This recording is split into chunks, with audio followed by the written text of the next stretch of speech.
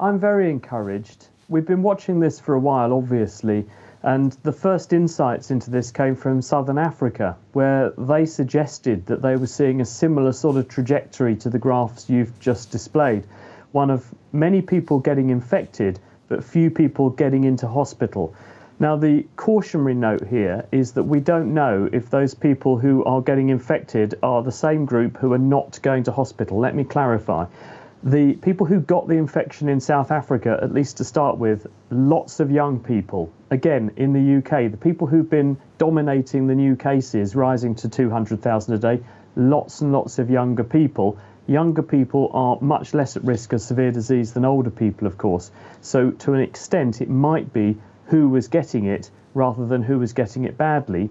But when we followed up with older people who have caught the Omicron variant of the virus, there does appear to be a really low level of severe disease. That's really encouraging, and we're just hoping that that pattern continues. Well, Mike and I were talking. Mike Parry's listening. Now, Mike is someone, I'm going to embarrass you by giving a bit of your medical history here, Mike. He's had heart problems in the past. He's of an age. He used to be a little overweight, OK? So he was worried about the virus. He got it over Christmas, and he said it was basically a 2-day sniffle. Yes, it was. It was a 2-day sniffle. Doc, honestly, we've spoken before about this, but I, first of all, wouldn't accept that I'd got it. So I did a lateral flow test at home, which said positive. And then a couple of hours later, I did another lateral flow at home that said negative. I thought, I've got to be responsible. I'm going off to join the family. Went and got the PCR, and I got the result within 24 hours, you are positive. By the time I got the result, my symptoms had started clearing up. And I took a couple of Strepsils to get my throat clear. And within 36 hours, I felt better than I did before I got what I thought was a cold. I know, Chris, this doesn't count as scientific data. But, if we see more people of an age coming through it unscratched, as Mike has done, that's going to be great, Chris, isn't it? The UK Health Security Agency have also published some, I think, very reassuring findings based on analyses of outbreaks in care homes. Because care homes are where the most vulnerable, generally the oldest people are. They also tend to suffer big outbreaks when they happen.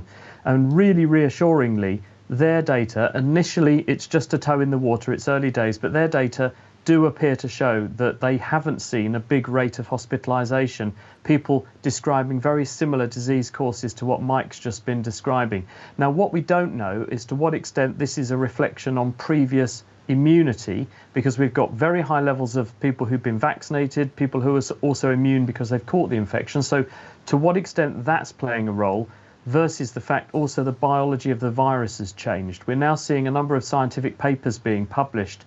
Admittedly, it is still early days, but they seem to suggest that the virus has changed the way that it operates in our cells. These mutations that it's picked up to become the Omicron variant alter its behaviour in certain parts of the body and how it actually interacts with our cells and our immune system. Right. And so I think probably there's a combination of factors here. The immunity we've already got to the virus, and it's shifted to become slightly less virulent. And the combination of those effects is that people are getting a much milder illness, especially people who previously would have had a more severe run-in with it, which is really, really good news. It's really good news, and I've certainly seen reports saying it doesn't hit the lungs like the Delta and the Kent variants did. Just one more for you quickly, Chris, which is about if it's looking as good as it is, we've got this 7-day period of isolation now. The Americans have gone to 5. Would it be that bad if we went to 5 days? Well, again, I keep quoting them, but the UK Health Security Agency have actually pointed out that the way the clock starts ticking in different countries is different.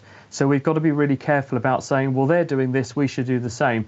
We have a fairly cautious approach where we say the clock starts ticking on the day that you get your symptoms or your test result. In America, for example, they start the clock ticking from the time at which you get your positive test. And because you could be symptomatic for a bit, get your test, delay before the test result comes back, you're already, in America, a couple more days further down the track than we would be here in the UK, for example, in many cases. So actually, the timeline would be analogous between the two. So what the Americans are doing is roughly the same time-wise as what we're doing. They just started the clock ticking a bit later. So actually, it probably would not be a good idea to move things back much further than where we are, because actually the average incubation period for the infection is 5 days. And if we chip into that much further, we start to call people potentially non-infectious anymore, when actually there's still a significant proportion, perhaps 30 or 40% of people would still be infectious at that time point. So 6 or 7 days with a negative test on top is probably a reasonable compromise between practicality and safety. Thanks so much, Dr. Chris Smith, as always. And Chris's pleasure. podcast is Naked Scientist, as you can see. And I'll just remind you, just before we leave this subject, of there we are. There are the Omicron cases, extraordinary numbers, and the deaths still relatively low. So we just have to hope it stays like that.